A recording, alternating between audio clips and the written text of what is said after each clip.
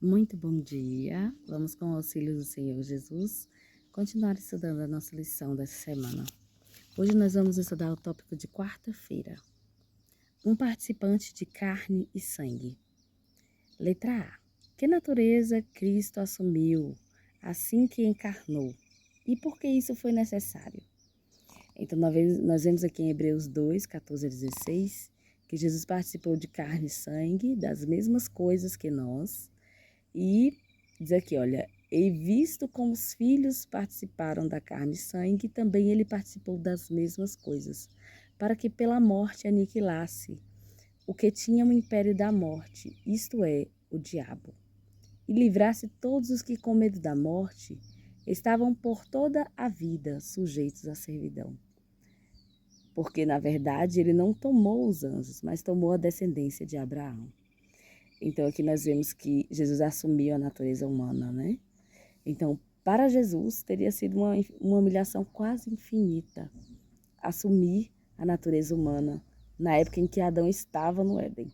Imagine após alguns anos de pecado, né? 2000 anos de pecado. Mas Jesus, aliás, 4000 anos de pecado. Mas Jesus agora aceitou a humanidade após o pecado ter enfraquecido a raça ao longo de 4000 anos. Então, igual a qualquer filho de Adão, Jesus aceitou, né, a humanidade enfraquecida após 4000 anos de pecado. Então, para Jesus, aceitar a humanidade assim que Adão foi criado seria uma infinita humilhação. Imagine após 4000 anos de pecado. Então, nós vemos agora que Jesus veio portando uma carga genética que o habilitou a compartilhar das nossas tristezas e tentações e nos dar exemplo de uma vida sem pecado. Então, Jesus não carregava nenhuma mancha de pecado em seu caráter, voluntária e humildemente se humilhou ao concordar em unir nossa natureza humana caída à sua divindade. Ao tomar assim a humanidade, ele a honrou. Tendo assumido nossa natureza caída, Jesus demonstrou o grau que ela poderia alcançar ao receber a ampla provisão que ele ofereceu para ela e por se tornar participante da natureza divina. Que bênção, que privilégio nós temos de ter Jesus como nosso modelo perfeito, nenhuma mancha de pecado. Ele provou que é possível viver uma vida de santidade. A letra B. Embora Cristo tenha assumido nossa natureza humana caída, o que devemos entender sobre sua vida humana? Nós vemos em Hebreus 7, 26, que Jesus era um sumo sacerdote, santo, inocente, imaculado, separado dos pecadores e feito mais sublime do que os céus. Então Jesus não tinha pecado. Em Hebreus 4, 15 nos diz: porque não temos um sumo sacerdote que não possa compadecer-se das nossas fraquezas, porém um que como nós em tudo foi tentado, mas sem pecado.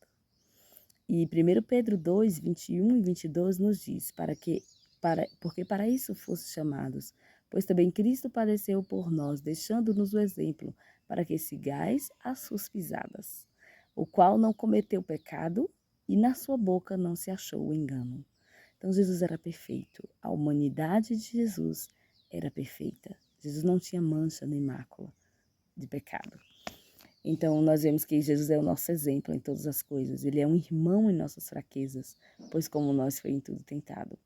Mas pelo fato de não ter pecado, sua natureza recuava do mal. Suportou os conflitos e angústias a que estão expostos todos quantos vivem no mundo cheio de pecado. Então, Jesus conhece as nossas tentações e Ele pode nos ajudar, porque Ele é Deus. Ao tomar sobre si a natureza humana, em sua condição decaída, Cristo não participou em nada de seu pecado. Ele estava sujeito às enfermidades e fraquezas e características do ser humano, para que se cumprisse o que fora dito pelo profeta Isaías, que diz: Ele tomou sobre si as nossas enfermidades e levou sobre si as nossas doenças. Cristo foi tocado com o sentimento das nossas enfermidades e tentado como nós em todos os pontos, mas, no entanto, não conheceu o pecado. Jesus era o Cordeiro sem defeito e sem mancha. Se Satanás pudesse, no menor detalhe, ter levado Jesus a pecar, ele teria ferido a cabeça do Salvador. No entanto, ele só pôde tocar-lhe o calcanhar, Se ele tivesse ferido a cabeça de Cristo, a esperança da raça humana teria se extinguido. Então, a ira divina teria se derramado sobre Cristo e sobre toda a descendência de Adão. Dessa forma, Cristo e a igreja teriam ficado sem esperança. Mas graças a Deus que Jesus venceu em todos os pontos. Aqui nós somos tentados, somos muitas vezes vencidos por Satanás. Jesus é o nosso exemplo perfeito. Ele não pecou. E ele é o nosso exemplo, é a nossa meta. Que Deus nos abençoe e possamos alcançá-lo em nome de Jesus. Amém.